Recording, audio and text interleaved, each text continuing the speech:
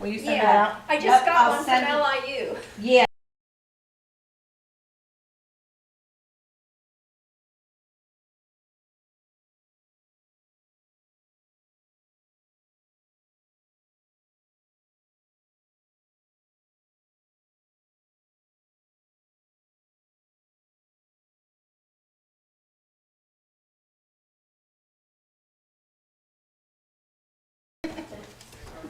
Test 1 2 test 1 2.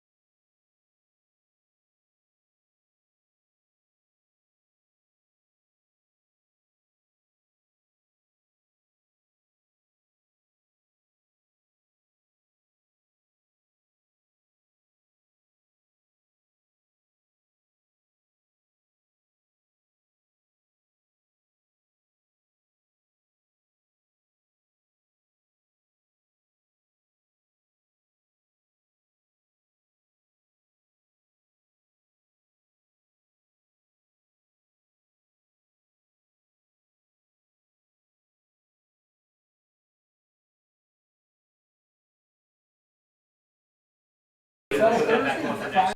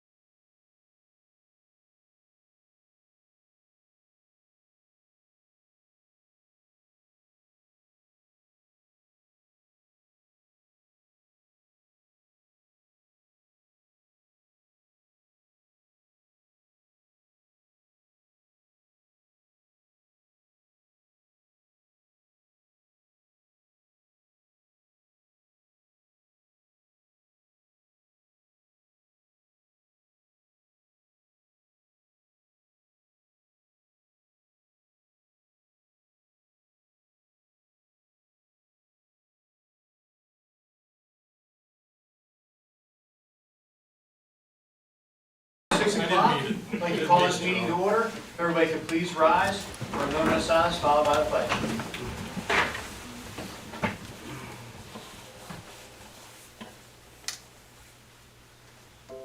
I pledge allegiance to the flag of the United States of America and to the republic for which it stands, one nation, under God, indivisible, with liberty and justice for all.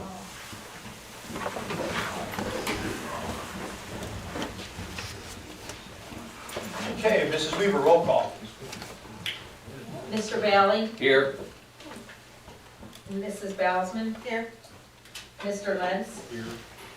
Mr. Malone? Here. Mr. Reese? Here. Mrs. Rohrbach? Here. Mr. Shelley? Here. Mr. Shevlu? Here. And Mr. Zepp? Here. Thank you. Dr. Mancuso, do you want to do the next item? Yes, Mr. Malone, I have a few comments that I would like to make in honor of Board Recognition Month. So if you'll indulge me as I read the following statement, please. In honor of the commitment and time school board directors volunteer on behalf of our schools and communities all year long, January is the designated School Director Recognition Month. The work of these public servants is vital to the success of our students and schools. The Eastern York Board of School Directors are a vital segment of that community. They contribute many volunteer hours fulfilling their school-related responsibilities and duties. These members are committed individuals who serve our district and seek out the best for our students. January is the time to recognize their work and show our appreciation. In honor of your public service, you are to be congratulated and recognized throughout the month. Did you know that 4,500 school directors serve Pennsylvania's 500 public school districts? All boards have 9 members. All serve as volunteers without pay. School directors are key decision makers on issues such as school safety and security, budgeting, policy, hiring, and curriculum. 85% of school directors with 5 or more years of service said their main reason for serving is the desire to contribute to public education or improve educational outcome for students. The Eastern York Board of School Directors has 125 years of combined service of boardsmanship sitting around this table. Most of it is down. 49 years of that is to one of the members, Mr. Shelley, who should be recognized for that many years of service. It is my pleasure and honor to present each board member with a certificate for their dedication to our school district.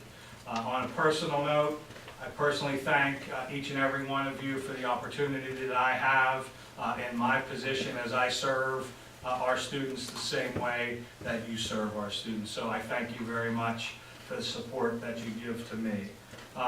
Mr. Bailey has 6.2 years of service. Mrs. Bowsman is coming up on her 1-year anniversary of service. Mr. Lentz has 7.2 years of service. Mr. Malone, 11 years. Mr. Reese, 22 years. Mrs. Rohrbach just completed her first year of service. Mr. Shelley, 49 years. Mr. Shevlu, 7.9 years of service. And Mr. Zepp, 19.7 years of service. So a round of applause, I think, is in order for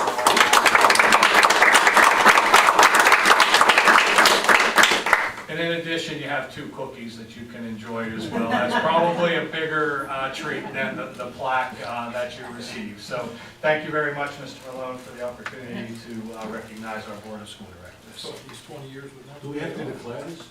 No, it's less than 250. Thank you for the kind words. We'll turn it right back over to you for student recognitions. And I'll turn it right over to Mr. Rickard, our high school principal, who has 2 students of the month with us for January. Mr. Rickard.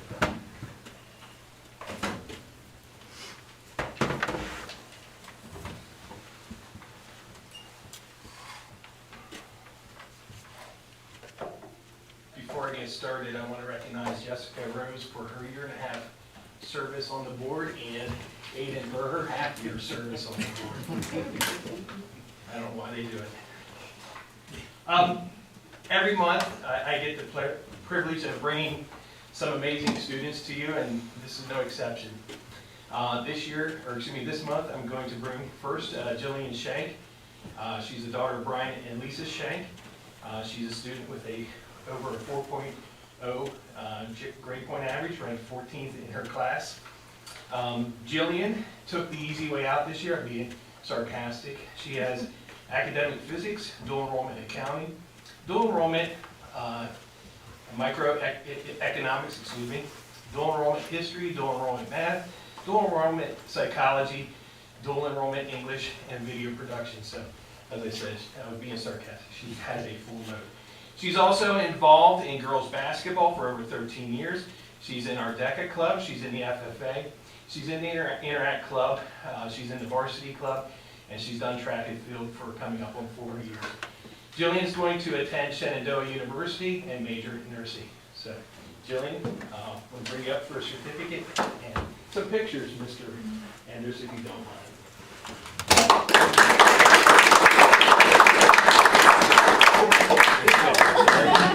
Not Mr. Anders. One, two. I guess the last couple didn't One not more. that good, huh? All right. There you go, Jillian. Jillian, could you introduce who's with you this evening, please? I didn't want to put you on the spot, but if you don't mind, would you please do that? Yeah, this is my mom, Lisa, and then my dad, Brian, my stepmom, Joni, and my stepbrother, Brendan. And congratulations. Parents, did you want a quick picture? We'll take one for you if you're here. If not, we'll let you do that. I mean, we'll take it real quick for you if you're waiting. You got it. Here, I'll get it.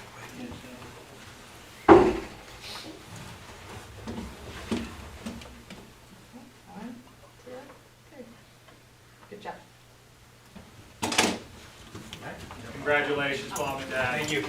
Great job. Jillian, I just had a quick question. I heard a lot of dual enrollment attached with courses. When you graduate, how many college credits are you going to have? 21, I guess. Wow. Okay. Wow, what a great jump start. Yeah, We'll take advantage of that opportunity.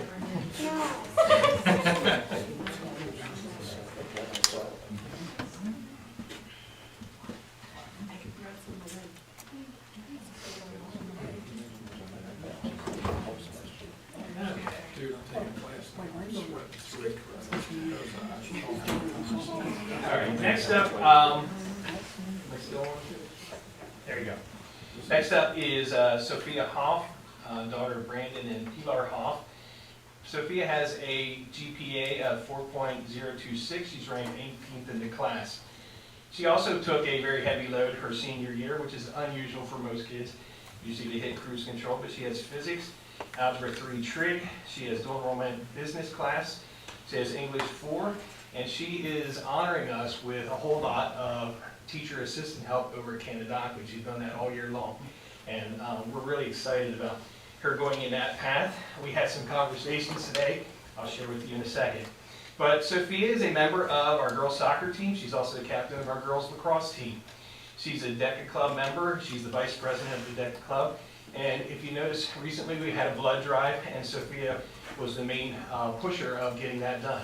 So that was an awesome opportunity for our kids to donate blood for the first time for a lot of them. This, along with, in the DECA club, excuse me, she also qualified for states and district competition, and I think that's next month, is that right? Yeah.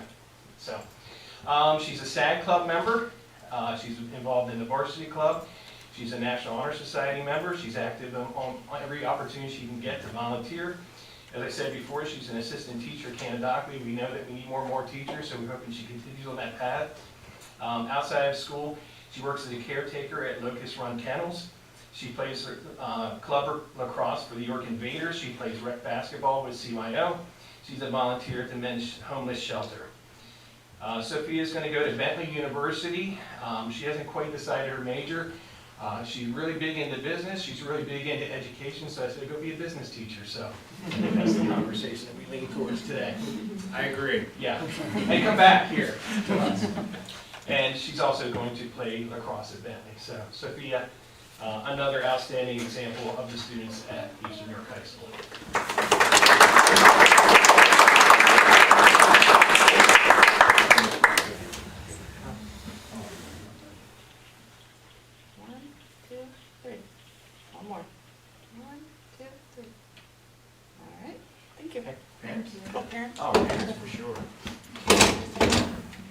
I'll let you introduce them then, Sophia.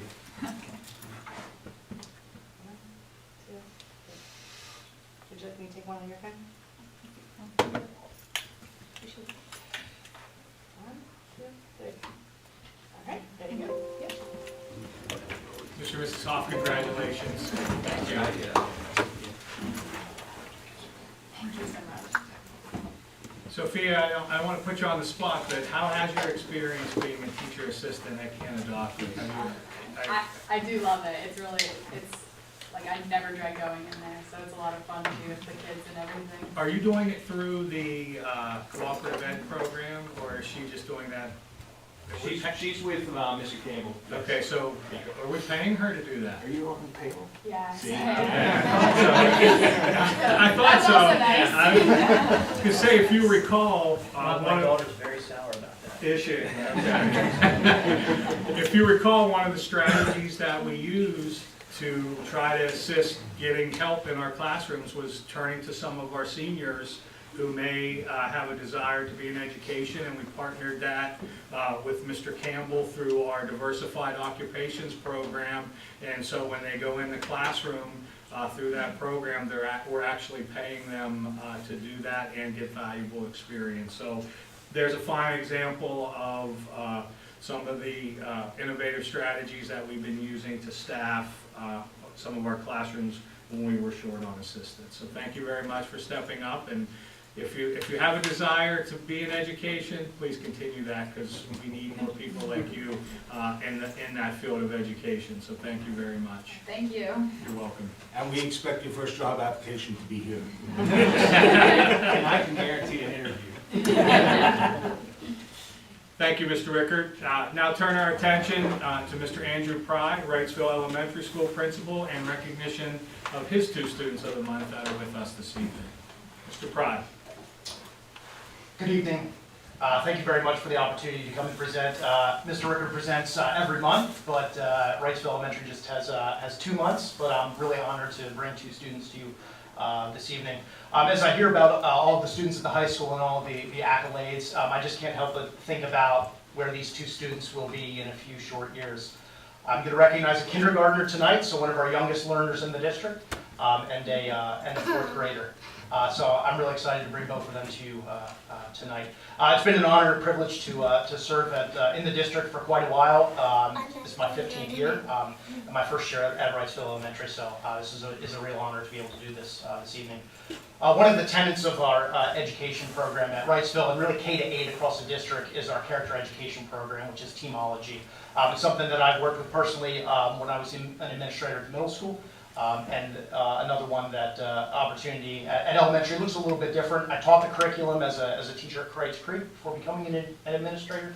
But I think these 2 students this evening really exemplify the pillars or tenets of teamology. And each one of the characters that we teach builds into the top character, which is Lamar, which is our leadership.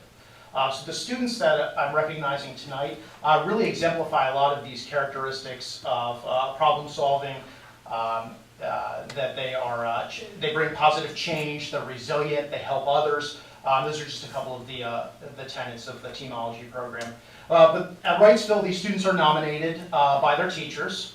And when the teachers nominate them, they usually give me a quick rundown of why they nominated the student. And I can't help but seeing, even with the kindergartner that I'm about to recognize, just the ability to make change, to be resilient, to help others from Addison, 5 or 6? For 6, from a 6-year-old. So from a 6-year-old up to our seniors who are recognizing, this is a pretty awesome opportunity for me. So the first student that I'd like to recognize is from Mrs. LaValt's classroom. And it's Addison Aston. So Mrs. LaVault said that Addison, this is her over here, said that Addison is a fantastic role model. She's made a ton of growth this year academically, meeting her academic goals. She encourages others. She's really a bright spot in their classroom. There is a student in their classroom who has some physical challenges, and she is incredibly kind to this young man. So we just want to recognize Addison Aston as Wrightsville Elementary's Student of the Month. So Addison, come on up. All right, do you want to hold it? All right, we'll get our picture taken. Ready? 1, 2, 3. 1, 2, 3. Good job. Do you think Dr. Mancuso wants you to introduce your parents? Can you point to them for me? Congratulations. Do you want to come on up for a picture? Yeah, sure. All right, I'll step out. All right. Can you hold that? 1, 2, 3. Good job. Thank you.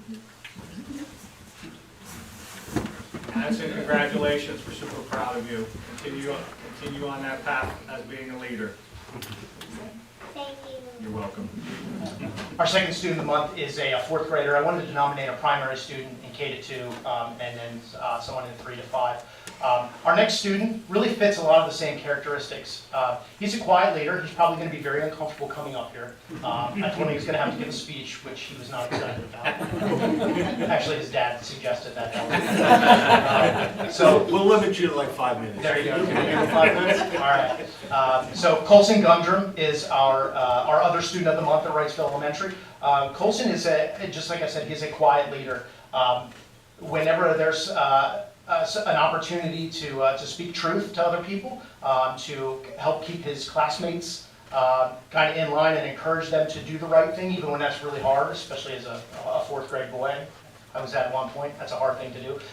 Colson is really a role model in fourth grade. He was nominated by Mr. Leonza, but in fourth grade is departmentalized, so Mrs. Leonza and Mr. Shank also support that nomination and provided input too. So Colson is a fantastic student, and he's a pretty good soccer player too, so I'm guessing we'll be seeing him at some point, maybe even as a student of the month at the high school involved in our Eastern York High School soccer program. So we just want to recognize Colson Gundrum as our other student of the month at Wrightsville Elementary.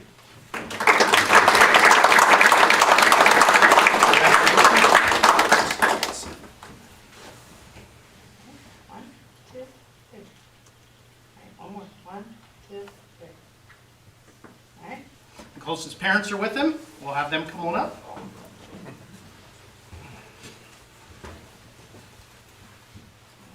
One, two, three. All right. Colson, congratulations. We have a lot of fantastic students at Wrightsville Elementary. We have 345 currently as our current enrollment, and we're recognizing too, there's a lot more that we could recognize. So I'm just thankful for the opportunity to be here this evening. Thank you, Mr. Fry.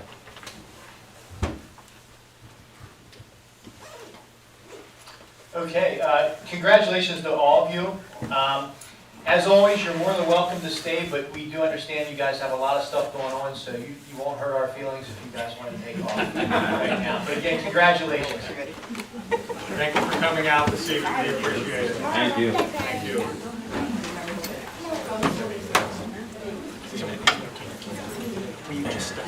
Email it to me or text it. Yep, thank you. Have a good night.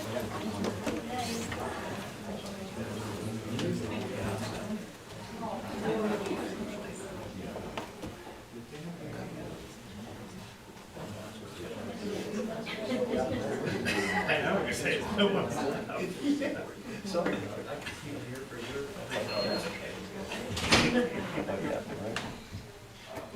Okay, reached the point for the educational presentation. Student rep report. Oh. Shouldn't have.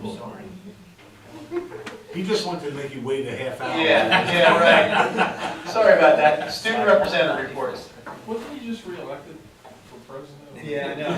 This should be on that. So to begin with, Canada-Ockley, their students are earning their first ever Canada-Ockley Winter Spectacular for earning 45,000 armor points as a school.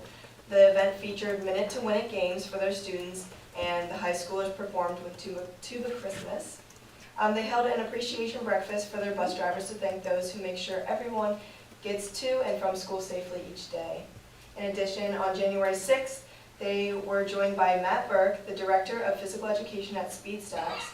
Thanks to the support of their PTO, their school has a full complement of stacking cups that they were able to arrange this visit from a certified national trainer. Up next we have Kreitz Creek, and Kreitz Creek jumped right back into business after returning from the holiday break. This month, in line with the theme of the new year and new goals, their PBIS and their Team Armor program is focusing on Paco, our armor character who encourages positive change. Students will have the opportunity to select a classmate who exhibits this trait to be recognized at Snacks for Acts, a special lunchtime reward with Mrs. Crowell and Dr. Malloy. The PBIS and the Team Armor is also busy working on the rollout and reboot of their updated Golden Knight Society tradition. They are working on some changes that they hope will better align skills and the dispositions we are seeking to cultivate through our district's portrait of a graduate vision. And then in Wrightsville, in December, the elementary school students nominated 19 peers as the Teamology Paco Change Hero of the Month. Students were recognized at a school-wide assembly for their efforts to promote positive change in their own lives, the lives of others, and the school community as a whole. Their yearbook design contest is in progress. Students submitted entries last week and will be voting for the front and back cover, and that will happen in early February. In the middle school, they continue their celebration of the junior high winter sports teams, this time supporting the junior high girls basketball team with a tailgate party before the games. Nearly 90 students attended the pregame party, then cheered on the girls' teams. Future similar events are in the works for wrestling and the spring sports teams. Lastly, their faculty and students are excited for the middle school's first club day on January 25th, in which students can choose from 23 different clubs. In the high school, we just finished up our first semester with finals and keystones. Students started the second semester this week with all new classes. There are now 52 students in the School to Career program, and I'll say as a senior, a lot of people leave at the end of the day, which is really cool for them to go out and get experience. And then we also had our band concert on December 15th. The student blood drive, as we said before, was helped organized by Sophia Hoff, was held on January 5th. We'll have back to school night on January 24th from 6 to 7:30. And for sports records, boys basketball is 13-1, girls basketball is 11-3. Both teams are ranked number 2 in District 3, and the wrestling team is 9-4, and their ranking is number 6 within the district. Thank you, guys. I have a question for Aiden. Did I hear correctly, a tuba Christmas? Yes, it was Tuba Christmas, which is organized through our high school band, and they bring in members from that have already graduated and from their current band, and they go play like Christmas songs for the younger schools. Okay, I can just thinking of tubas and elementary children, and how can they hold that? No, yeah, it's older people, yes. Mrs. Rohrbaugh, it's the high school students, and it's an annual tradition. They come Okay. down and play in the district office and in all the school buildings with their tubas. Even the high school kids, some of them have a hard time lugging theirs around. And very shortly, just for the board, we will know probably by 8:30 if our wrestling team are actually division champions.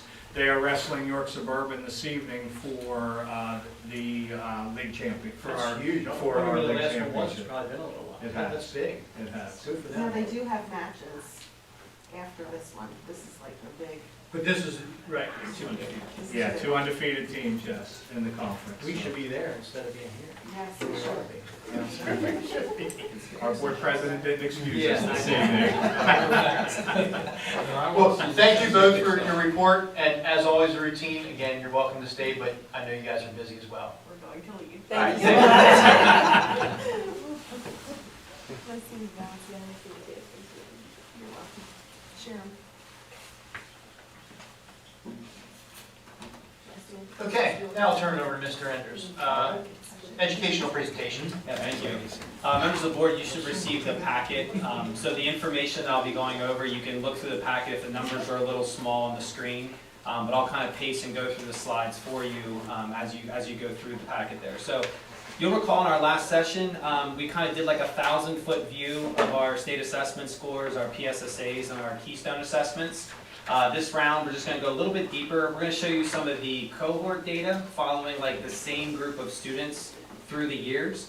And we're also going to share some of the county rankings and county information that Mr. Malone had requested that we see, like we've seen in previous years as well. So just as a quick starting point, the first couple of slides, this is information that I already shared the last session. I just wanted to recap that at first. So you can see here, when it comes to proficient advanced on PSSAs and Keystones, the statewide average for districts, you see right below our scores. So for ELA and literature, we were 62.3, and the district, statewide average for a district was 54.6. In math and algebra, we had a 40.8 proficiency rate. The statewide average was 34.4. And you can see the information there for science and biology, 69, statewide average 62. On the next slide, this is just a breakdown again that was shared previously. This is just PSSA, so this is the middle school students that took PSSA and the 3 elementary schools. And again, now you can see the building scores for ELA, math, and science compared to the statewide average for schools at the bottom of the screen. Next slide is, now we're just looking specifically at our Keystone exams. Some of our students in middle school and 8th grade that are a little bit more accelerated with their math will take that Keystone in 8th grade. Most of our students take it in 9th, and that combination combined gave us, again, they were above the statewide average for schools in algebra, literature, and bio. We did not hit that mark, and we'll talk a little bit about bio and some of the steps that we've taken since then in terms of just trying to look at ways that we can enhance that number and improve it. Okay, so that information was shared with you at the last session. What we're looking at now are some of the county rankings that I mentioned earlier. And so we'll go through and look at the elementary and middle school first before we take a look at the high school. So this is our elementary math rankings in the county, and you can see the 3 blue bars of the 3 elementary schools here in Eastern York. Please note there are more elementary schools than what you see there. But one of the things that we didn't want to do is I don't want to put a K-3 school there because all they take is the 3rd grade PSSA. So I wanted to make sure that what you're looking at are K-5 schools that take the same assessments. So if you have a K-4 school, they don't take the 5th assessment. And sometimes it's just not a really good comparison. So these are all the elementary schools in York County, K-5, that take the 3rd, 4th, and 5th PSSAs that are offered. And you can see the scores there. The number, this is all sorted by the percent proficient and above, which is the 2nd column from the right. That shows you what percent those buildings scored for, in this case, elementary math. The following slide is for middle school math, and again, same idea. I wanted to make sure we were looking at 6 to 8 schools so that we're taking the same PSSAs. And Eastern York Middle School did a nice job with their math scores in terms of the county. 2nd, right behind York Suburban with the 35.9 middle school math proficiency rate. Next slide is ELA, and you can see once again, same idea, K-5 schools, and you can see the ranking of our 3 schools on elementary ELA scores, grades 3, 4, 5. ELA, you'll know, is reading, it's writing, it has a lot to do with our grammar skills as well, all pulled together in that ELA category. Middle school ELA, same story, 2nd with their ranking, right behind York Suburban in the county for middle schools grades 6 to 8. On the next slide, you'll notice the list is a little bit longer because now I've included K-4 schools because this is only a 4th grade assessment. So it doesn't matter what grades are in your building. You took the 4th grade science PSSA, you're there, and you can see the scores from the county in terms of where we were with science. Overall, if you look at the proficiency rates, they're strong throughout the county. So the range is 96.9 all the way down to 70.3. So those scores are good overall as a county, and so you can see the rankings that we have there. At the middle school, grades 6 to 8, there's our middle school score. 5 on the list with a 60.9 proficient and above. All right, so this one's going to take a little bit of explanation. The next slide, this is the York County Keystone. So what you just looked at were all the PSSA scores for elementary and middle school. Now, what this is I want to show you this slide real quick. This is the slide I started off with, and I said, remember, this was last year's assessments, right? Everybody that took the Keystone, here's where we finished for proficiency. So you'll see, at the high school, for example, a 40.9 proficiency rate in algebra. When you go back to this site, this is the Future Ready Index that the state of Pennsylvania puts out. The numbers that are reflected on this site are those that were juniors last year. So they're seniors right now, and what they do is they take these juniors, whenever they took that Keystone test, whether it was in 8th grade in the middle school or 9th or 10th, they banked all those scores until this point to post on the website. So this only represents the juniors and their history of taking the Keystone exams. So that's where there's a discrepancy if you're looking at the slides, like why does this one side say it's 40-something%, and here, when you look at algebra, you see a 28.6. There's another story to this as well. Unfortunately, and this is a common occurrence in the state, ESSA is a federal legislation, every child, every student succeeds. And what they said to all states was, if a state does not hit 95% participation rate on the state assessment, that state must go and look at every school district that did not hit 95%, and they must, number one, create a plan to say how they'll get back to 95%, and there was a penalty that was assessed to those schools. Eastern New York was one of the schools that did not hit 95%. The state of Pennsylvania, we are consistently strong. I spoke with someone from the state about this. We were consistently at like 97, 98 participation rate as a state. During the COVID years, we dropped to about 70-some%, and all states were given a waiver because there were so many kids being quarantined, and it was just a mess. This is the first year that they were holding school districts accountable again to that 95% rate in states. So unfortunately, Pennsylvania bounced back to 92, which is great, but it wasn't the 95. So what the state now has done is said, schools that didn't hit 95%, we're going to penalize you by marking kids that were previously proficient. And here's what I mean by that. The current juniors, when they were in 8th grade, that was when COVID hit in the spring. So these kids, when they were in 8th grade, in the spring, they did not take the Keystone exams, but the state said, we're not going to penalize them. They're marked as proficient in case they have for their graduation pathway, marked as proficient, but they never took the test.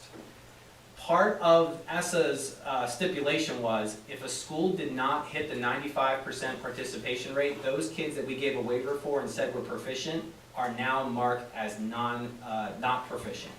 So our numbers literally take a hit from a percentage that would have been probably in the mid-40s to 50%. They never took the test because they were given a waiver during their 8th grade year at the spring, because that's when COVID hit and everyone was home and there were no assessments given.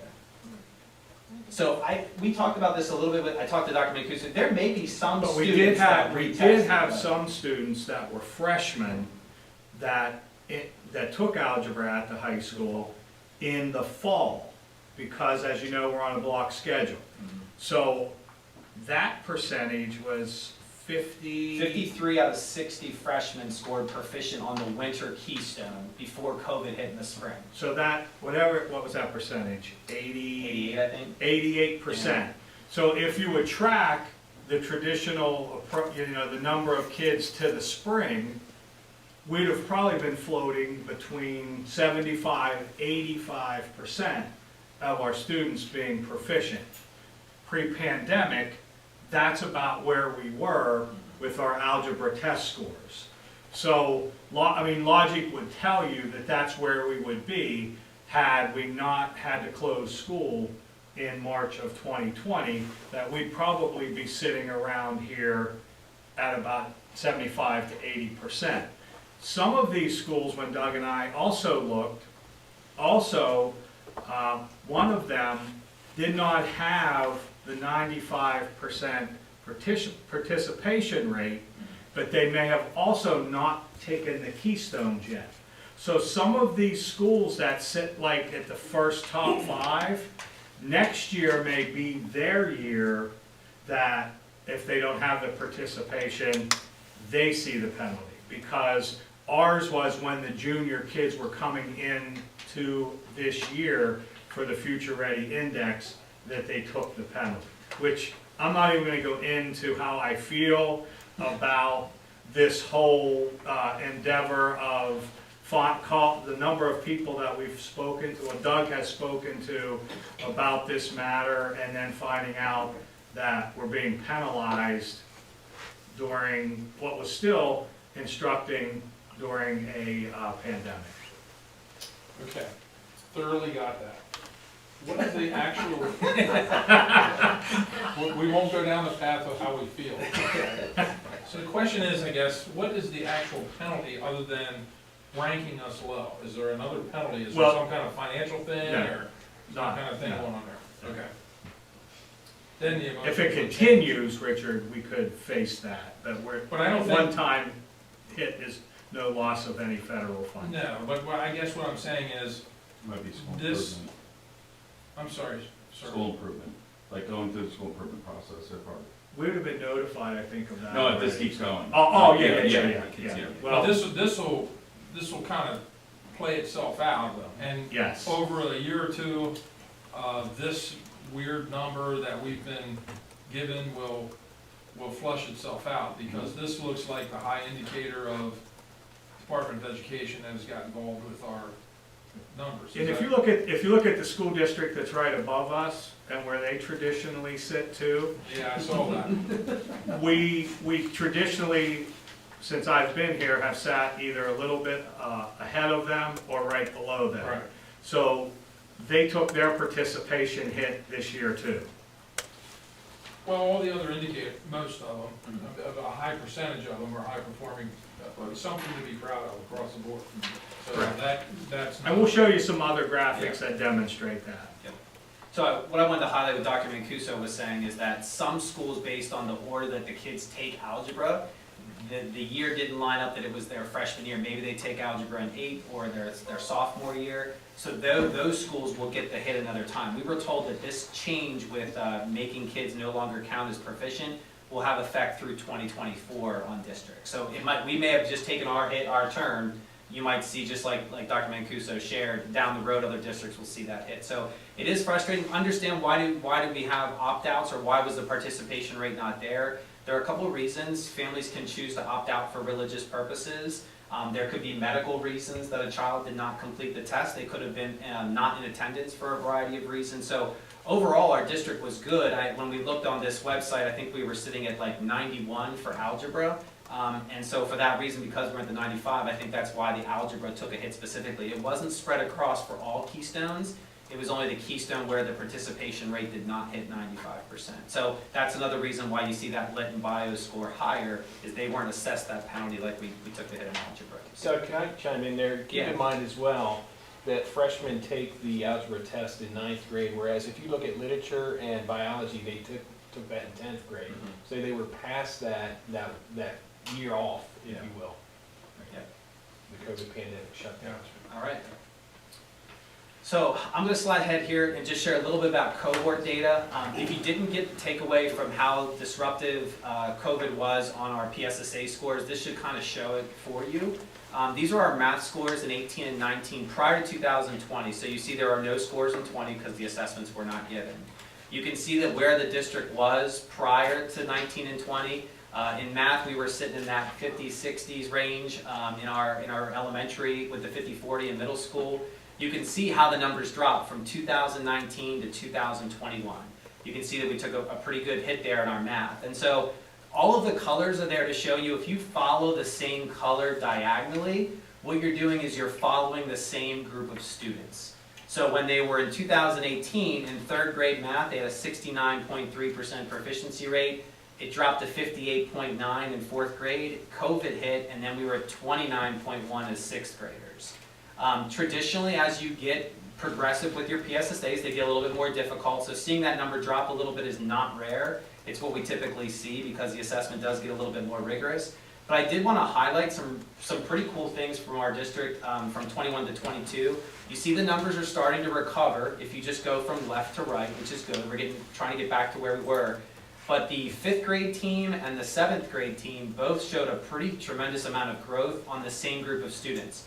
So the same group of students that scored 32.1 in 4th grade in 2021 were now scoring 45.2% proficient. And in 6th grade, that group that was 29.1 was able to, they were raised their achievement to 41.1 when they moved into 7th grade. That's a lot of hard work and a lot of good growth. And I'm going to show you how growth is represented on one more chart before I finish up. So these are our math scores. You turn to the next slide, there's the ELA. And our ELA was a little bit stronger than math pre-COVID. Again, you can see the disruption. And again, I want to show you that growth. Same thing, 4th to 5th and 6th to 7th. We just saw some nice growth from the same group of kids. Now, some of the individual students may change, dropouts, moves, not dropouts, but moves, changes, move-ins. But overall, you can see that there was a nice little bump up there on that group. So, I'm sorry, again. No, I was going to say, I want to give credit to, when you look at all the 7th grades in the state, for math, 7th grade was in the top 15%.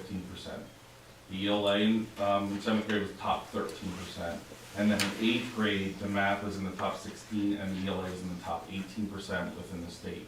So I just want to give credit to the teachers, like that's high. It's a good bump. So, yeah. That's awesome. Yep. That's awesome. For the So these last groups, what I want to show you is how we get that future-ready score is that the state is always looking at achievement level and they're looking at growth. How are you growing your kids? So this is a scatter plot that tries to show you what school districts or schools are having good achievement and or showing growth.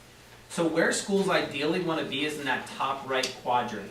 That shows you some great growth and it shows you some high achievement.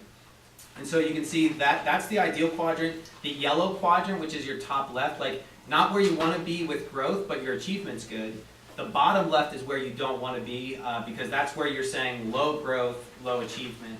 So I'm not going to go through every single slide. You have it there in front of you, but you can see through the different subjects where our schools were in terms of if we weren't in that top right quadrant, typically we're right there in that top left quadrant, maybe we just needed some areas with growth. So you can see our math here first, and our ELA, our science, and our science in grade 8. And here are our keystone algebras. So again, our middle school is strong with that because of the 8th grade group when they take the keystone. Our high school showed great growth, and that's why they're in that top right quadrant for algebra. Bio, we said we did see some pieces there, and I'll talk about that to wrap things up with dropping back a little bit in growth. And then we have our literature score at the end as well. One thing, excuse me, Yeah. Mr. Enders, one thing I would like to note is we just looked at that math score for the high school, but we go to growth, and we're in high achievement and high growth. So that number, percentage that we saw, 28.6, really, that's a point in time. That's all that test is. But when you look here, our high school math department is getting the job done because we're where we want to be in high growth and high achievement. So just some final talking points, just a reminder, as we've moved as a district, we've made the decision to really look at modern practices and personalized learning for kids. And we've really made an effort to get away from teaching to tests. And so we believe that, and we've been talking about that with our staff and providing professional development. We don't really believe that that benefits students, being able to take a multiple choice test well. It's part of what we do, it's not everything that we do.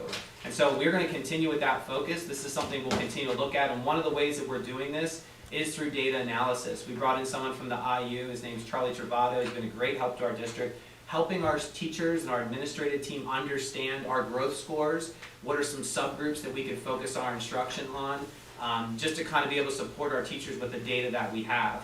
I know Dr. Shoemaker's come alongside our bio department, working with the administration there to really look at our standards to make sure that they're matching what the state expects in terms of rigor and expectation, and providing support to that department as well, just so we can see that improvement that we're shooting for. So these numbers help us, they inform our instruction, they help us go back to work with our teachers. But like I said in the beginning, it's not the end-all be-all for us. We really value the experience that we're trying to provide for our kids.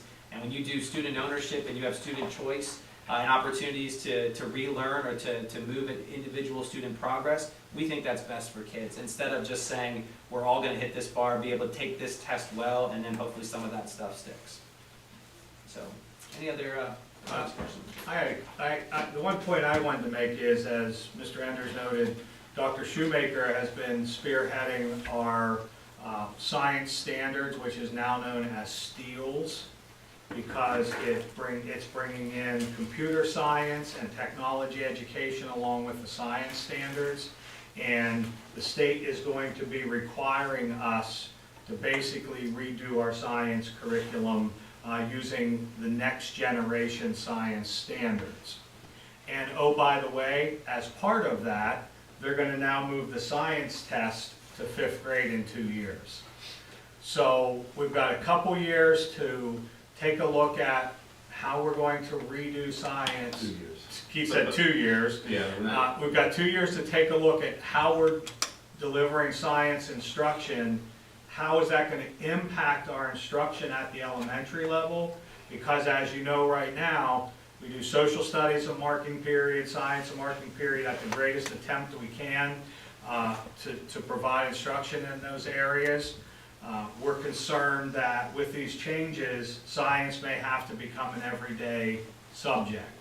And if that has to become an everyday subject, where do we have to steal time from to make that happen? So we have to make some of those curricular decisions in the very near future.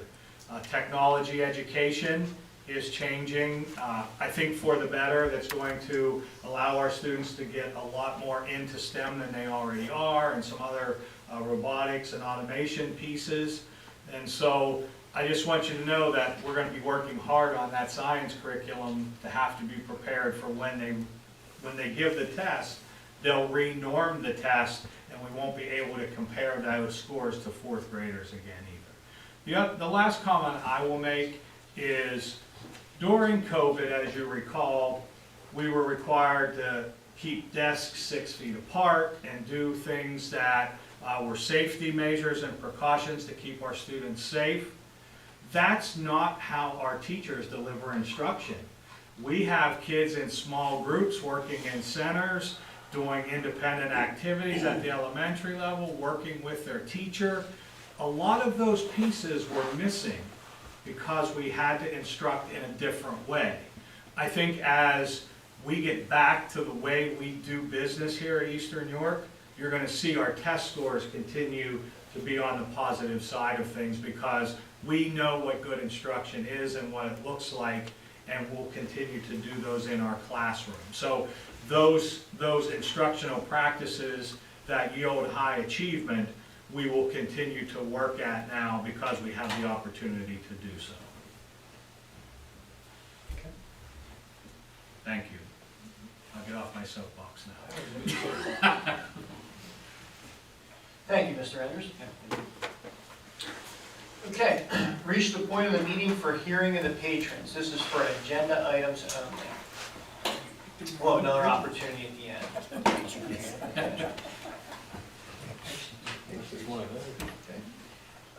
Approval of previous board minutes. Do you have a motion and a second? Motion. Any questions, comments at all on the previous board minutes? Is that a motion for both meetings, by the way?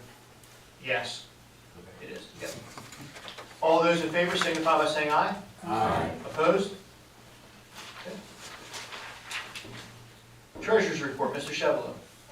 Yes, if you go into Agenda Manager, as always, you'll find the general fund balance statements as of December 31. You'll also find attachments for expenditures, the capital reserve fund balances, and any of the activity funds. Do we have a motion and a second for the treasurer's report? So moved. Second. Any questions at all for Mr. Chevalier? Or? All those in favor signify by saying aye. Aye. Opposed? Okay. Secretary's report, Mrs. Weaver. Thank you. Under Budget and Finance, I would be asking for a motion for 9.1 and 9.2. Second. Okay, we have a motion and a second on 9.1 and 9.2. Any questions? Yes, I have a question. I'm just curious, what is the LIU Cyber Cafe? Are you talking on the one bill, Mrs. Wilbur? Yeah. That is the Odyssey where, I might be saying that wrong, is it? You're It's right. it's the You're right. Odyssey where, that our students take, we pay that to the LIU. Oh, okay. For our students that actually are doing virtual through it's through us, but we pay it through the LIU. Okay, I thought it had to do with food. Oh, okay. Thank you. Any other questions? All those in favor signify by saying aye. Aye. Opposed? Okay. The next item I have is on the annual audit. I'd be looking for a motion on 9.3. Motion. We have a motion and a second? Second. Yes. Okay. Was there a second? Yes. Yes. Any questions at all on the audit? Okay. All those in favor signify by saying aye. Aye. Opposed? Okay. Next, I would be looking for a motion for 9.4 through 9.7. Motion. Second. Okay, we have a motion and a second on 9.4 through 9.7. Any questions or comments? I got a question. I went up to the PSBA thing, and I think now there's a pay hike for mileage. Can I put it in now for the extra 5 cents or whatever it is per mile? The mileage is paid based on the date that you do it, so you get paid the whole mileage. That was December. By the way, I've been driving around for years, and I've never gotten, I'm not even sure how to put in for mileage. There's a reason we don't tell you that. Any other questions? All those in favor signify by saying aye. Aye. Opposed? Next, I would be asking for a motion for 9.8, the intermediate unit budget. So moved. Second. Okay, a motion and a second. Any questions at all on 9.8? All those in favor signify by saying aye. Aye. Opposed? And then the next item I have is a motion for 9.9, the York County School of Technology budget. Motion. Okay, we have a motion and a second. Any questions or comments on 9.9? All those in favor signify by saying aye. Aye. Opposed?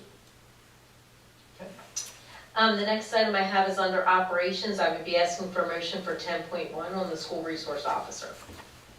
Motion. Second. Okay, we have a motion and a second. Any questions or comments on school resource officer? All those in favor signify by saying aye.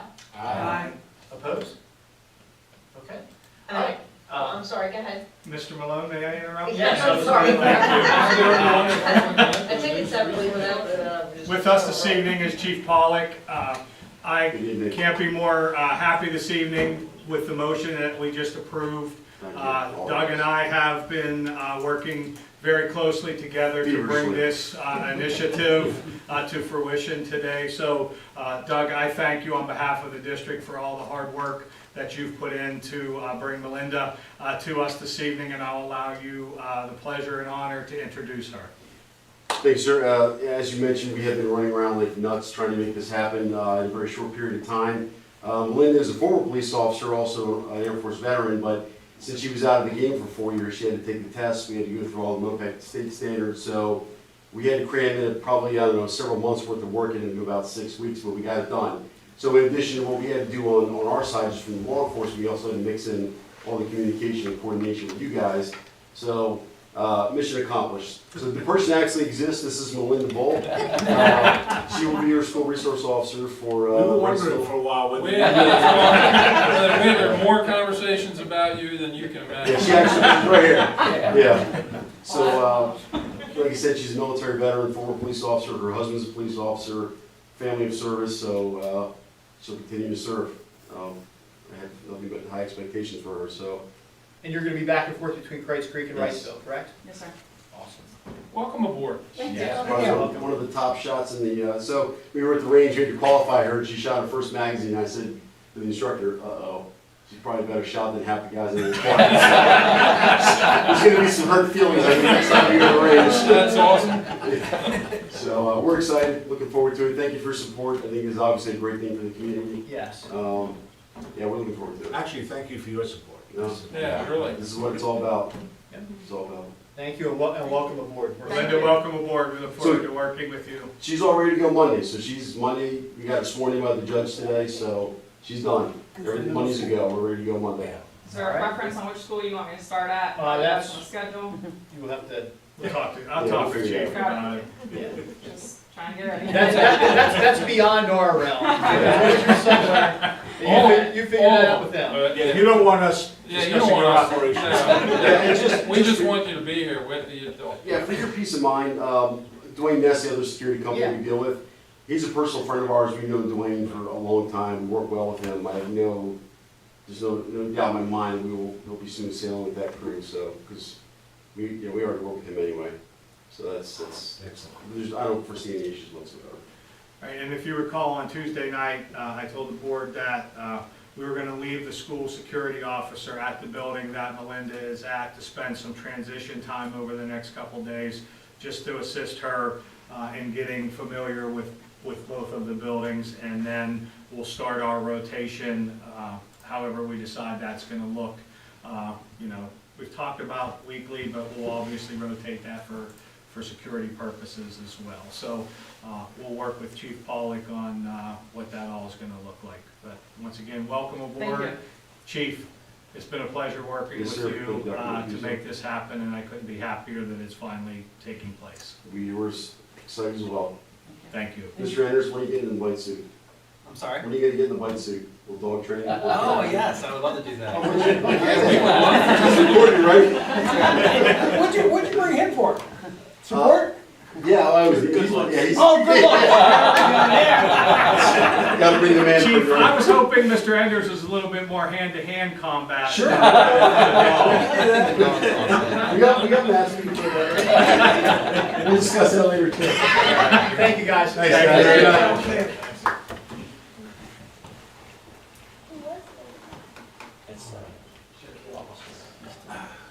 Okay. We're really fortunate to have those guys. An officer, Alan's not yours. Okay, I would be asking for a motion for 10.2. Motion. Okay, we have a motion and a second on 10.2. Any questions? All those in favor signify by saying aye. Aye. Opposed? And then I would just be asking for a motion under disposals for 11.1. Motion. Second. Okay, we have a motion and a second. Any questions or comments? Yes, I got a question. Sure. It seems like an awful lot of books there from the elementary library. Is that a lot of books, or what are we, and what kind of books are they? Could we put them to other uses? Yeah, I can speak to that. So we've had that position filled in and out for a little bit, and we finally had someone that could kind of go in there and look at our collection. So I did ask about the process. It's the same process we use at Wrightsville. Books that haven't been checked out, that have been purchased and they've been sitting on shelves for 15, 20 years in some cases. Some of those are multiple copies and none of the copies are being checked out. So typically what we do with that list is, number one, we turn it back over to the classroom teachers to see if they want to add those books to their libraries in the classroom. And then also the next step after that will be checking to see if any students would like to have those books to take with them as well. That would be step number 2. And then step number 3, we can reach back out to local libraries and see if there's interest. But it's not a random selection. We have our database that has student checkout, and they're not being checked out by kids. Yeah. How many books compared to what's gonna leave is in the library? Right, so we're constantly replenishing our collection. Like, that's one of the things that those aides will do, is they'll look and see with different amounts of budgeted money, new books that are coming out to replace that. So I can't give you an exact number, but I can tell you that's the process. The idea is we're just trying to free up some shelf space from books that are not being used or not being checked out with new books. Can you give me just a rough guess? Like incoming books? No. What's our total volume? Oh, the total volume, oh my goodness, I don't have that number. I mean, just like off the top, I would say it's probably about 12,000. And I only remember seeing that in a list from, we do have an electronic list of the books. Yeah. And that number is ringing in my head. I couldn't bet money on it, but I think that's pretty close. I just have some information because I did an analysis of the high school books at one point. In the high school library, when I did an inventory, there were 13,000 just in the high school library. I don't know what the elementary was. I didn't do the analysis of the elementary. But to give you an idea, that's the high school. We can gather that information and get that back to the board. Like physical books? Yeah. Where are those books now? Yeah.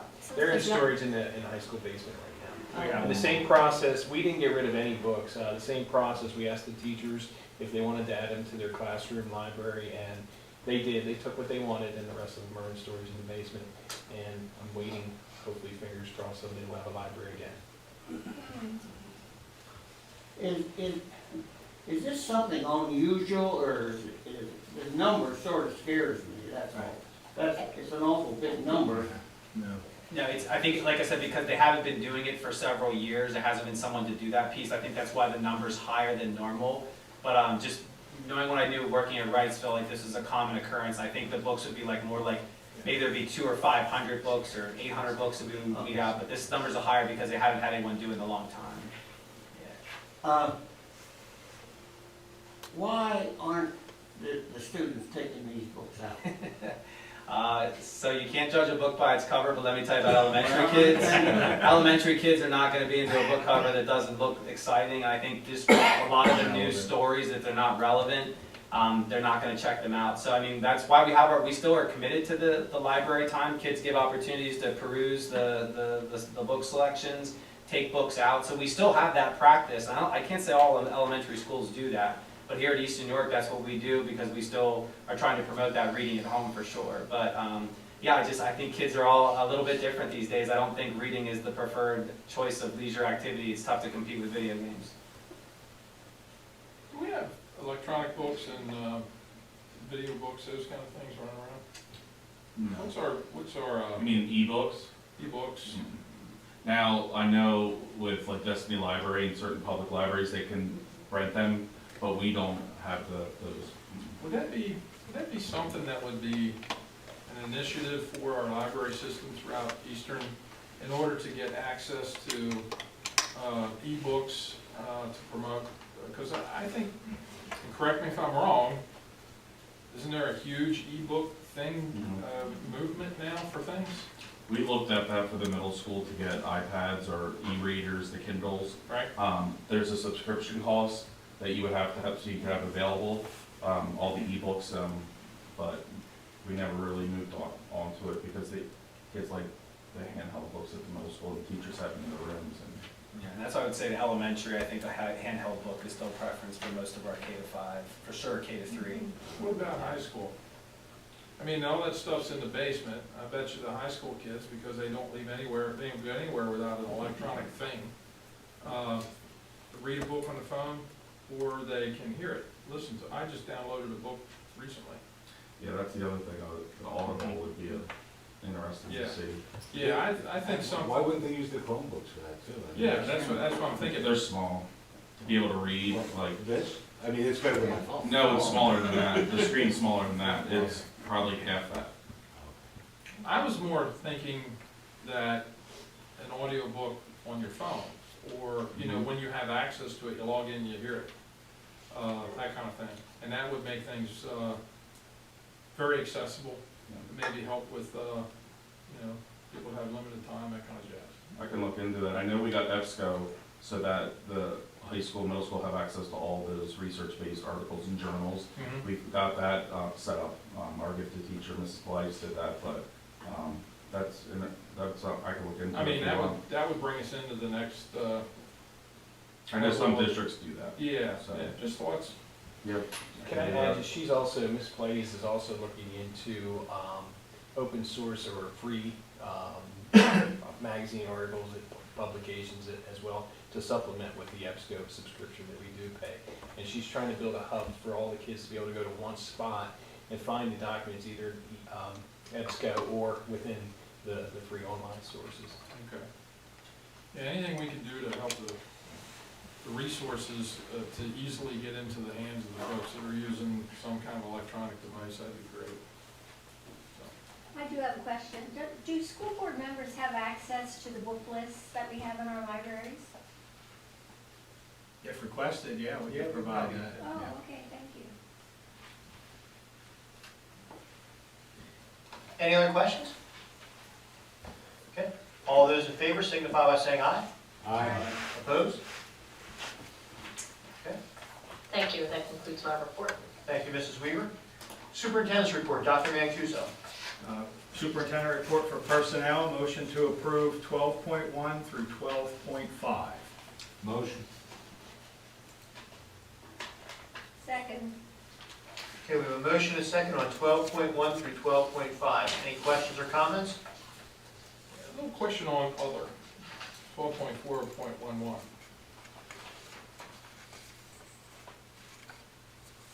Okay. Our current director of special education is going to be going out on maternity leave. Okay. And This is an intern? this is going to be she's going to work 3 days a week for us in that time frame. Okay, very good.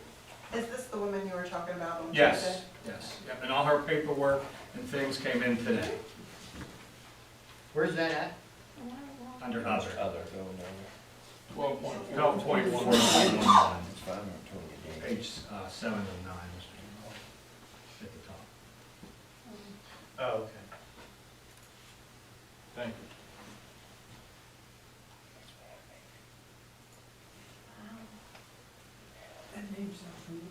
She was at Hanover for 17 years as their director of special education. I think she filled in at the LIU. Yes, for she a while, did last too. year, Mrs. And Woodlawn. they speak very highly of her, yes, she did an excellent job. But wow, $520. Her per diem's a little higher from where she retired, yes. Not the same per diem as our current. Any other questions or comments? All those in favor signify by saying aye. Aye. Opposed? I would like to just make note that with those retirements of our professional teaching staff, we are losing 91 years of district service. So congratulations to them, and I wish them well. However, when we see that much experience leave us, we know that we have some big shoes to fill. So with these retirements, we will begin to advertise and get on this as soon as possible to start scooping up new personnel before next school year. And so moving on, superintendent report curriculum, motion to approve 13.1. Motion. Second. Any questions or comments on 13.1? All those in favor signify by saying aye. Aye. Opposed? And no new business under policy. And then superintendent report 15.0, new business, motion to approve 15.11 through 15.1.4. Motion. Second. Motion is second. Any questions or comments? All those in favor signify by saying aye. Aye. Opposed? Okay. That's all I have, Mr. Malone, thank you. Thank you, Dr. Mancuso. Okay, reached the point, President's report. So I do have something here. You want to share it? This was donated to us by the, who is it, the Bible Adventure. Bible Adventure Release time. Release time. So she donated this picture, which I think is really nice, of the campus, and I think we're going to get it hung up in here. Yes. Yep. And did you say she had mentioned that she dropped one off for every? I think she dropped one, or maybe just a high school. Oh, okay. Middle school has one. Mrs. Lehman took this picture back in September. She was up in an airplane, took the picture, and then she dropped that off for us to display in our boardroom. It's a picture of our high school, middle school campus. So we thank them for that donation, and we'll put that right over there on the wall above the board picture. Great. So I know Lindsay will take care of getting that.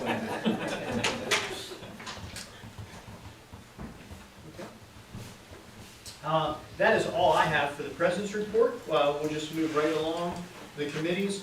Mr. Chevalier, if you want to do budget and finance and operations. Sure. There was no operations meeting this month. We did have a budget and finance meeting on Tuesday, which was primarily taken up with the review of the audit. Okay. Any questions for Mr. Chevalier? Co-curricular, Mr. Reese did not attend. I was there, we didn't have enough to have a meeting, so we just had a workshop. So I'm going to put Mrs. Bowser on the spot. You can just kind of discuss what was discussed in the workshop. I don't think we're at the point to bring anything to the board out of that workshop, but you can just kind of discuss what we went over. Yep. We discussed the indoor percussion program, the indoor color guard program, updated the gym and the PAC sound system, which is desperately needed. The naming rights of the high school on the gym floor. I think that was coming on to finalizing the design and such. The press box situation, those prices keep on getting higher. The handicap parking at basketball games, and season passes for sports. So, very short. And I think with the sound system, we're looking at all that stuff for next year, correct? Correct. We're trying to move on getting some updated quotes. Yeah. Correct? Correct. Mrs. Weaver? Yeah. see if we can make that happen. And then as another quick note, excuse me, Mr. Shelley, 1 second. As another quick note, after our co-curricular, I did reach out to Kristen Leewald, who is kind of the person spearheading the naming of the court, and I passed along the price to her. So she now knows the timeline and the cost of when we would like to take care of that request. Is she gonna get back to us? She will. She asked me today what the timeline was, and in the committee, Mr. Hoover shared that this summer would be the best time to do that because we're refinishing the floor, so we could have that painted, waxed, and then it could be done. I think they were maybe thinking that it could be done and then right before basketball season, but that won't work as far as the timing. But I told her, obviously, if the board decides to do the naming, then that we could do that prior to the start of the basketball Oh, yeah, like a season. dedication. Yeah, yes, correct. Absolutely. Yeah, I was wondering on the prices for the sound system. Would you share them with us? Do you have them with you, or? Well, when we get it, I don't, but Well, get them. well, we need to get an updated quote, so when we get that, we'll share that. Well, I thought you told us you had quotes. We did have quotes, but there was one that was, Well, I asked them to be shared. yeah, we'll share. I'm just saying the one that we thought was CoStar's, their actual, something was expiring, and so they have to renew their application with CoStar's. Okay. I think what we were talking about, I believe, was somewhere around $90,000 because the pack and the gym was included in that price. Putting those together. Yes. We'll share that with you when we get it. Yeah, well, I guess what I'm concerned about, this has been going on for so long. Who are you working with to get the quotes? In other words, are you using professional people? And who are they? Do you want? Go ahead. I was gonna say, Mr. Gramis, who's our band director, is also our lead tech person for all the sound systems in the building, has been spearheading this, and he brought in a company called Production Express, which is down in Redline, so they're a nice local company. And they came in, tested the sound in the gym and in the pack, and they designed a plan based on their equipment, which would give us the best sound going into the future. So that's the quote, and that's the CoStar that we're trying to work with.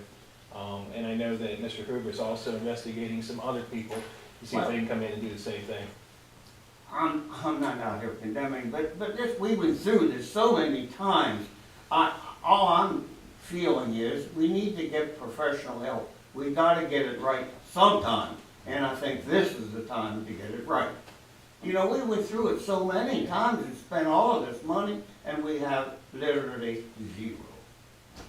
Yeah, Darvin, I'm not sure if you heard what Mr. Rickard said, but they've got somebody professionally to design the system. They did get help. Yeah, it's not, we're not doing it ourselves. No. This is a company, they specialize in sound systems, that came in and planned out the design for us.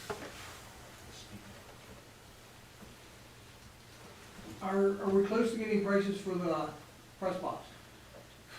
They did. 2 million. I don't wanna hear it. It's high. And basically what they were saying is, the cost of the press box isn't what's high, you have to put a whole new structure underneath it. Why is that?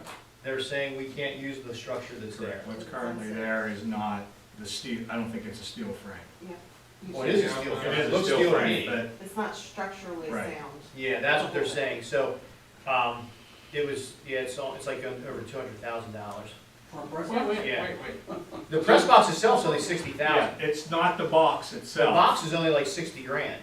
They're saying it's the thing that it sits on. Now, who's they? Who is they? Does this have the rooftop access too? Yes. Yeah, but the problem's not the box. The problem's not the box, it's the thing underneath it. And I think we were gonna get a structural engineer Correct. to figure that Yeah. out. Because we do need to do something. I mean, they're saying that press box is soon gonna be to the point that you're not, like, Oh, I know. they say you just put your hand right through the wall, because it's rotten out. So it is something that we need to do something about. So you guys talked about getting a structural engineer to come in and look at it? Correct. Okay. Through our architect or? I can't, Ken Kaufman, can't remember, he's done the work for Oh, us okay. before. I can't remember the name for. More engineering. More engineering. I More, just- more engineer? Yes. His company name was escaping me. Okay. So you're saying, I just want to recap so I understood what I heard. The press box, instead of it originally being like 250,000. Well, but I think that might now include 60,000. everything. Okay. The first But price. Yeah, they said the box is like 60 grand. Okay, that's real. Yeah. But the support under it is 100 and change? I think it was something like that. Correct. I would have trouble believing that too, but that's what they're saying. Did we, all right, how far down the pike are we to approving that? I'm just curious. We're just, okay, because I'd really like to dial that in a little bit. I can see 50 or 60, you know, plus engineering costs to certify the structure, that kind of thing. But 150, I mean, I think people see school districts and just throw things together and think we're gonna take it. I think that's stupid. Yep. Mr. Shelley? And Richard, I agree. All I'm saying, how did we get in this position? What did we do wrong with, No, I don't think by it was- not getting the proper professional help, is what I'm saying. Right. And that's all I'm saying, let's get it. Right. If, you know, it's either right or wrong. I mean, Right. obviously, this board made some terrible mistakes. Now, I don't think we were aware of the mistakes we were making, but somebody professionally could have told us this. And that's all I'm saying about the sound system too. Right. That's all I'm saying. Got it. I think you're right, and I think they're gonna do it. We're No. taking your advice. Well, Oh, yeah, I think we're gonna get an engineer, I so we're good. hope they hear. Yep, we're That's all good. I'm saying. Okay. I think we're done with that one. Good. Next meeting's, first Friday in March. Oh, Jim, is there any opportunity to put people in the community on that committee? Does that make, is that nothing? They can come to the meeting. Come to the meeting? It's a public meeting. Yeah, it's a public meeting. Yeah, does anybody ever attend those things? Never. I think people should come into that meeting if We've anything. had people in the Yeah, we've had- in the past. I was actually asked why it's held Friday at 11 and not in the evening when people can come. Well, who's the commander in chief of that meeting? I know that was set up by, Mr. Reese. But I think we've done that to make it easier for the, Staff. because the staff is there during the day. Oh, does the staff attend the yeah. meetings? Yeah. Oh, okay. Some of the coaches, like Mr. Brumless, principal, makes sense. AD, Okay. But, having principal, said that, he Steph, shows up every once in a that's while. something we could look at in the future to, you know, maybe. we could Every look at other? that. Yeah, because that is one, we used to do, actually, when I first started on the board, we even did operations and everything during the day. We used to do everything, if you remember that, Mr. Shelley, we used to do a lot of the committees during the day, but then I agree, it made it hard for even board members to get there. So we kept that one there, that's the only one we do during the day anymore, but I think we used to do them all during the day, yeah. And is there a reason why we only do it once a quarter? Yeah, I mean, We don't have them every month. yeah. Hey, feel free to have them every month. If you want, if there's that much work there, does that mean? Usually we didn't have that many items Correct. to discuss. That's why they come in every month. Anybody have anything? No. If the So- deliverables are And gonna that be tends to pushed. coincide with the seasons, I think. right? Yeah. Yeah. But I also feel like, you know, with the press box and the sound system and the flooring and it's, Yeah. you know, it just kind I of thought it builds was more every than, month. But you don't get anything done until like three months after. Well, I mean, typically, what would happen in the past is like, it would go to co-curricular, but then, like, those items, then the following month would come up to operations and budget to how to pay for it, and there's final things, so it's not really that you had to wait the 3 months in between. I guess in my But- brain, but- that's It would just come out of committee Right, they with would come out of recommendations to the full board. co-curricular to go to operations if you had to look at the quotes or do additional But work. I'm agreeing with Mrs. Bowsman, some of the things are getting held up way too long. Like, but I think we're discussing things, honestly, that shouldn't even go to co-curricular. Like, I think some of this stuff, if we have a problem with certain things like the press box or the sound system, that should almost be right to operations. You know what I mean? To be quite honest with you, I don't even know why I'm agreeing. Why are we even Yeah. discussing that I think co-curricular that's a good once every point. 3 months? Things, I mean, like the press box, that's a buildings and grounds type function that we don't even need to discuss there. That, we should be directing that stuff more to operations. So I agree with that we should be doing that. Well, why don't we here as a team decide if that makes sense to move it into operations, so we can move that into the, would that give anybody any heartache to move that into Why operations? you're starting all over then? No, we're not. Well, but we can just Both pick of it up. those- We don't start Both of those items are definitely on my radar, and would be moved on February, I would recommend them on February's operations Right. and or budget, based on, I don't always go to co-curricular, you know, Mr. Keller's been on that, Mr. Hoover, so then they're coming back and telling me, and, or working with Dr. Mancuso, like, hey, yeah, this is a budget issue, we have a sound system, it's gonna cost $90,000, that obviously has to go before the board. I think one of the other things, going back to it, what is the role of co-curricular? Are we supposed to look at all that, or are we supposed to look at, okay, teams, uniforms, I mean, what, Right. Yeah, it's, Mr. Malone, this isn't the first time I said this, and I'm not blaming anybody, but we need job descriptions, like a job description for the committee, what is the function. You know, I'm not disagreeing moving to operations, but all I'm saying, hey, here we are. And it seems to me, well, I've said enough. Well, why don't we, Darvin makes a good point. Why don't we just carve out a list of functions for the committee, for the co-curricular committee, so it can stay focused on those things that are around co-curricular. That way it'll take away the ambiguity of things that need to be accelerated into the operations. because even, for instance, like the naming of the court, that's a full board decision.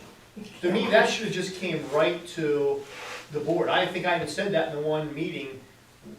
To push it back there, like, that's a decision of the 9 of us, if we're gonna do that. yeah, because we did a policy, which, Yeah, why was co-curricular right the policy?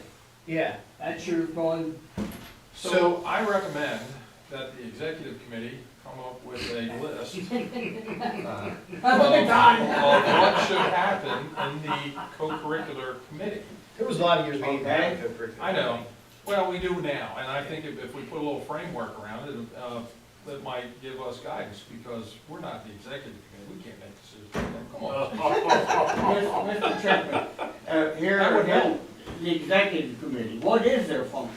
I would wonder what their function is, and by what right they have any authority. We don't, Where is it? there is no authority. Well, Well, the executive if committee. they have I can authority tell you to what it function, The executive, all the executive committee can do is come back to the board. where do they have that authority? From where? They don't. And really, the only thing we do is when you Well- appoint us for like the negotiation type things. I'm We don't just do anything saying, else. questions are coming up, and No, they, it's nothing new. The And only- he thinks they'll do the executive committee. Yeah, I'm not in no, I favor didn't of say that at all. Well, what did you say, Richard? That's what I- I heard of my. Okay, what I said was. He wants the executive The committee to write. executive, write a list of what the Committees do. co-curricular committee is charged to do, just like what you said. Why don't we Yeah. have a list? The executive committee, and realistically, the only function for the chairman of the board is to maintain decorum in the board meetings. That's the really. That's right, that's right. We That's never the only meet as an function. executive committee. No. We never meet. No, it's not necessary. I'm just asking, somebody's gotta do it, so I threw out a name other than mine to do it. That's all I was doing. It's always said, give a busy man, job, the only way you get it done, so I suggest. Well, I tell you, and Jim, I mean, you can, I mean. But we it takes need, 10 I minutes to do don't it. disagree, we need some work to be done. Yeah, and I'm thinking it might just take away the ambiguity. If nobody wants to do it, hey, it's not done now. I mean, Mr. Zepp, I think it's a wonderful idea and we'll get it done. John, you've always been a great board member. I appreciate your support. I hope you understand something. When you're Hold on, guys, hold on. Todd is speaking. when you're talking the cost of this,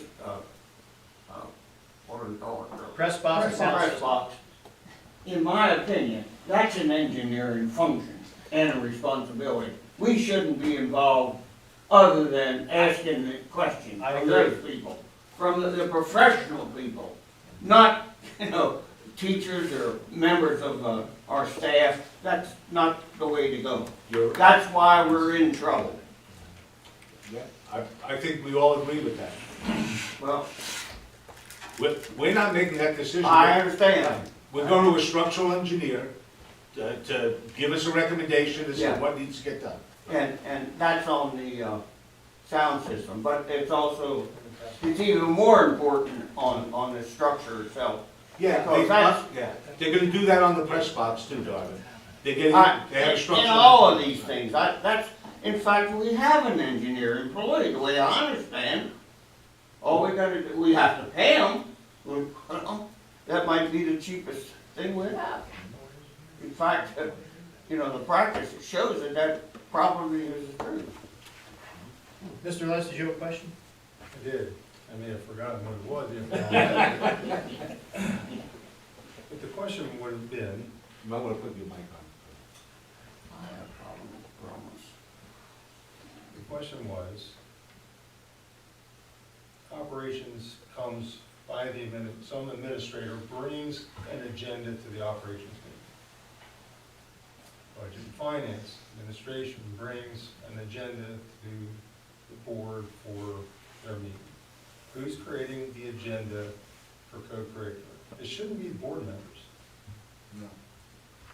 No, items come from administration there. Agreed. So Right, we'll ask if there's any items, but we also create an agenda. I think in general, Mr. Knob Right, Mr. Reese could probably answer. brings Yeah, those well, issues, right. It goes out to Mr. Knob, because one of the things okay, is there any concerns that you have for co-curricular? And then they bring the items, and then Lindsay sends out the agenda. That's where the items come from. It's from I guess coaches. I'm seeking to find out what meaningful work is taking place there, and if it's meaningful enough, should it just not occur before this meeting on, like we do a Tuesday, we do 2 meetings on Tuesday, but bring that meeting before this meeting, so that all of us, if we can knock it out. Because you just go in there, you do what you do, you gotta come here, you gotta regurgitate it, you gotta kick the can down the road again, it goes back to meeting. Just trying to slay the dragon here, because it sounds like a bunch of nonsense when you're not attending, right? Because we've been talking about some of these things for quite some time. And some of the things don't even sound like things that need to be talked about. So, if you made it an intentional meeting, where we all can participate. Speaking of committee of the whole. We've done that, we've gone back and forth on that, committee of the whole, individual committees, we've done that before. Maybe some self-discipline on some of these committees, on some of these line items that we need to get addressed. An ECD, an estimated completion date on. Could we even have co-curricular as part of operations? Could that be possible? You could have it as a we could do it because as a subcommittee of the operations committee, we could do co-curricular with that. And if they have their topics, they don't show up.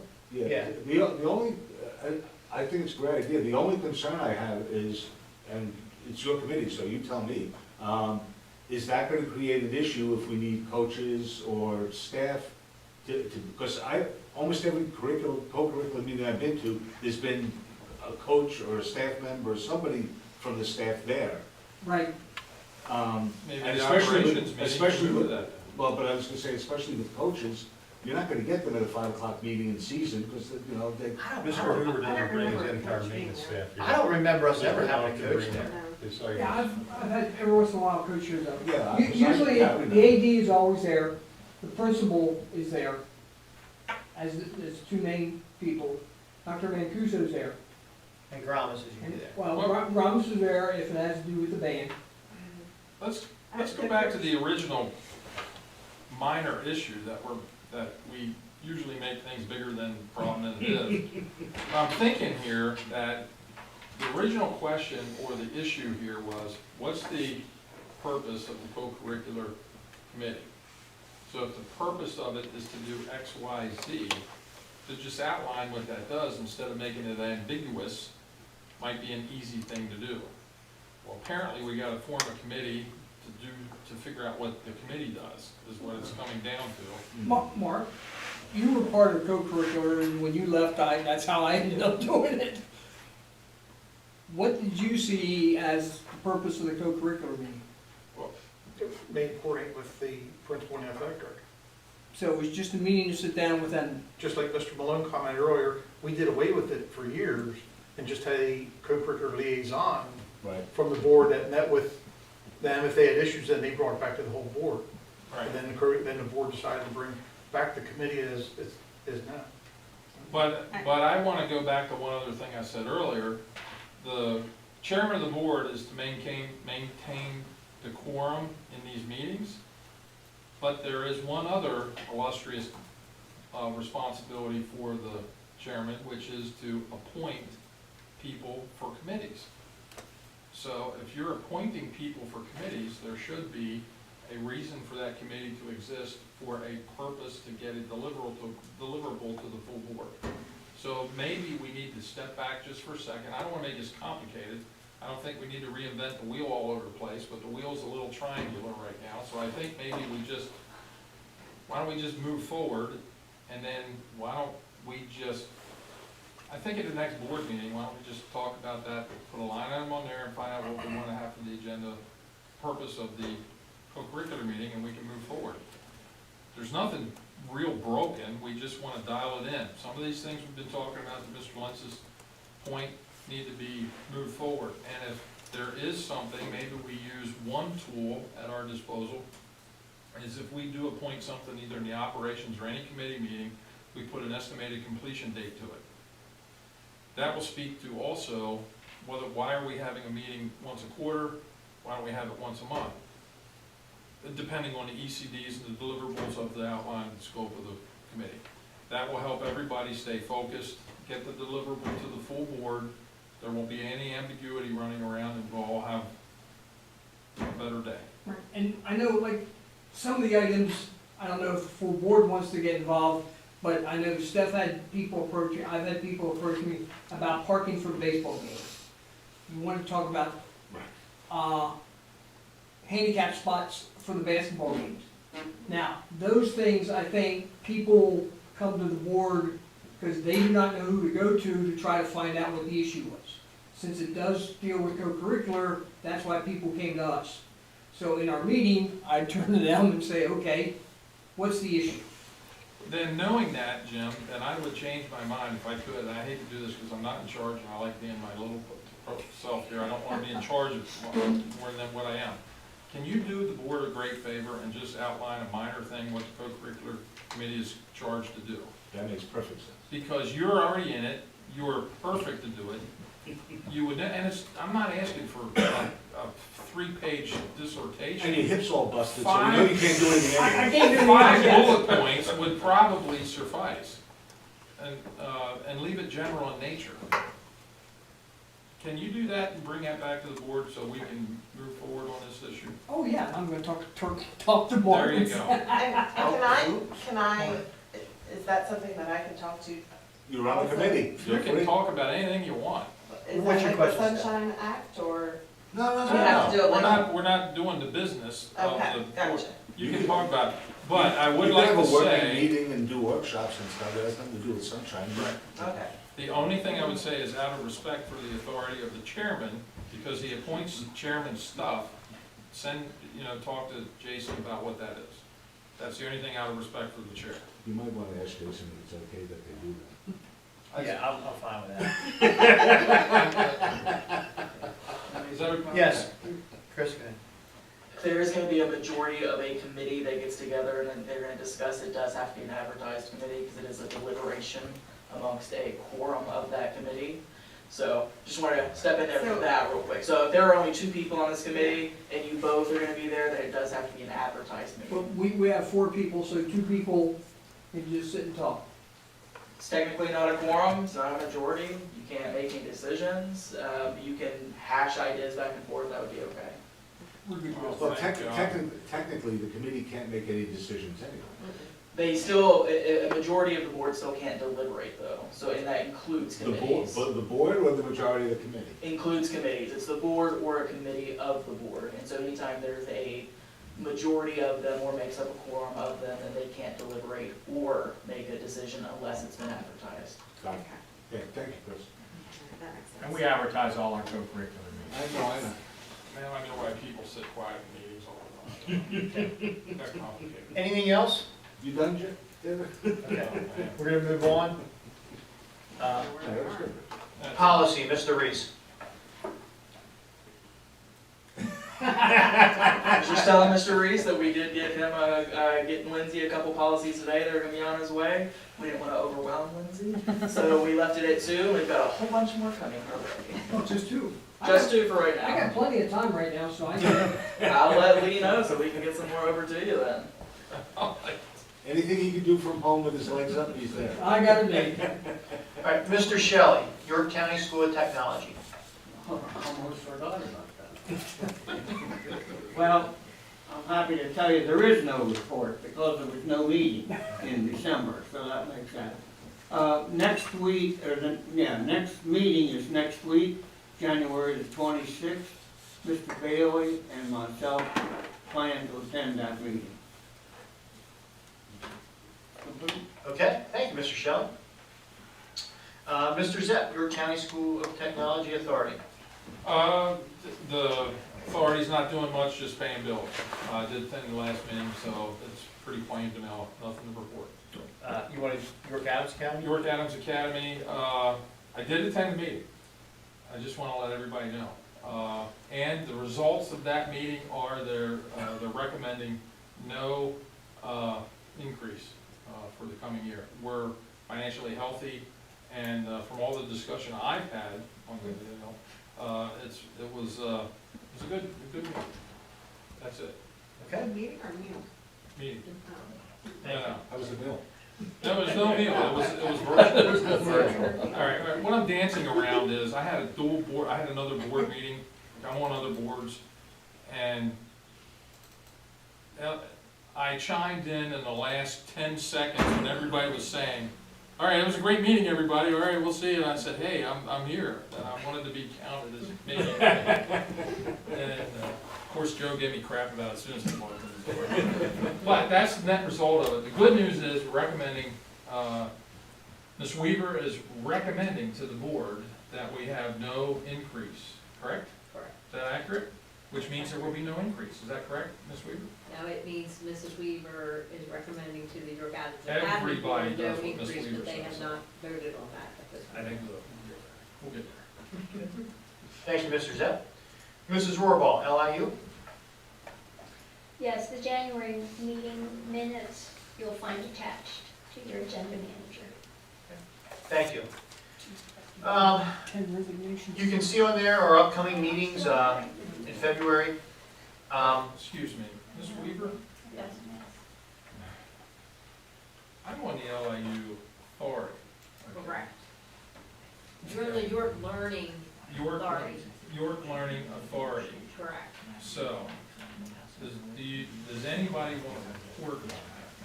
So, I guess is that something I'm required Yeah, I to can report? certainly add that one, I mean, we can add that. Yeah,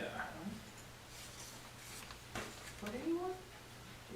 the York, Learning? I wasn't 100% sure the. Yeah, I have to get the actual name, I can't remember, it's the Yeah, York, it's the building where the YAA meets, the other board. yeah, it's the York Learning, York Learning The old, Center. the old, the old Central High School. Yeah, and so so, the LIU owns it, so there's an authority just like at the VOTAC. I just can't think of the name off the top. So do you guys have to get involved as you're selling all that property, the yeah, there's some initiatives, some cool initiatives going on. I'm getting my feet wet, okay? But there's a really good initiative going on. Brent, what's Brent's last name? Kessler. Kessler. Mr. Kessler is now the new business manager. And I was asking him about, what I didn't see there was a 10-year plan of building, grounds, issues, growth, those things. There's no plan for the building, so he's getting that together, so I'm kind of excited to see, now that he's diving into that, plans for the building. It's an older building, okay? And I want to try and keep and this is important, we want to keep the rent down, the building in good shape, the security right, but so that means that the rent will stay down for York Adams Academy. Conversely, we'll keep the cost of doing business down for YAA, which keeps the cost down for the districts. You with me?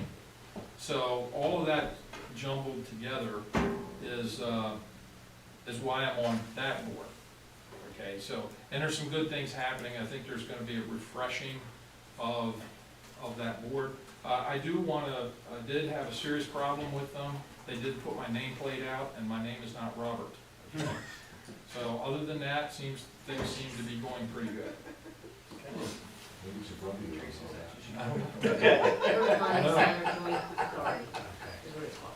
What is it called? York Learning Center Joint Authority. Yeah, So join us on that. we reached the point of the agenda for final board comments. Any final board comments or questions? I went to every building in December for Christmas, and it was awesome. I got to meet everybody. I look forward to that every year. It was great. Okay, thank you. We're gonna have a final patron comment. Oh, yeah, absolutely. Yeah, go ahead. I don't normally do that, but I wanted to have a Get that mic comment. up close, huh? So, I think it's kind of appropriate, January being school board appreciation, and I think that the work that this board does is very important to the district and for the students and the residents here. There's some important dates coming up that I think that, I don't know, we should be apprised of, but that the citizens know about, is that on February 14th, the petitions to have your name put on the ballot in November or May, for May's ballot for the primary, is February 14th.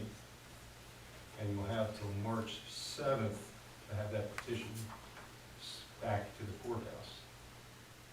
Now I think there's about half of us on this board that seats are up for a vote. And quite honestly, whether I run or don't run, I would be thrilled to see 20 other names stepping up and caring about this district and the school and the citizens of this district. So for those in the audience or the ones that are listening, I want to make sure that we got that information out there. It's a great comment. Anybody else? Mr. Shell? The ethics form was handed out tonight. When is that due? Yeah, sorry, that was at your place this evening. It's due May 1st. Unless you are running for election, it would be due by March 7th. As part of your packet. No, I don't think I will. And I'll send that out electronically as well. I just gave everybody the paper. Oh, okay, I'm on the one that got one. No, I gave everybody a paper copy, but some Oh. people asked for electronically. Ms. Weaver, I already sent you one where I listed, Yeah, I did get yours already. so I don't need to fill this out? You do not. I got yours already. I'm hated the class. You're aware, First yeah. time ever. I was just gonna say, You that's guys gonna be a want- first. It's a first. That's a first. I know. Okay, anybody else have anything? Blazing new trails. Okay, we are gonna have an executive session afterwards, before we get to the final picture thing. We're gonna have an executive session just to give an update on negotiations. Okay. We reached the point for final patron comments. Anybody have anything? Okay. The motion is, we can adjourn. Yes. Yes. Because there's no motion. Second. Okay.